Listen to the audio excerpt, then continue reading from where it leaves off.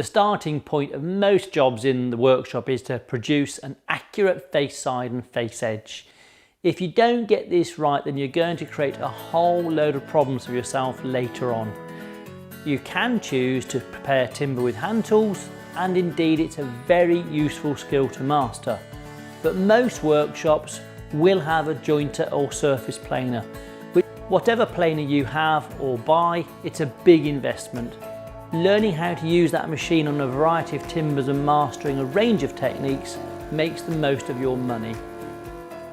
Understanding what can go wrong and how to avoid problems makes the jointer so much safer and enjoyable to use. I hope that through this DVD and also through my other DVD on jointer setup and maintenance, you can really get the most out of your machine and discover how versatile this machine can be and how good a quality of finish it can produce.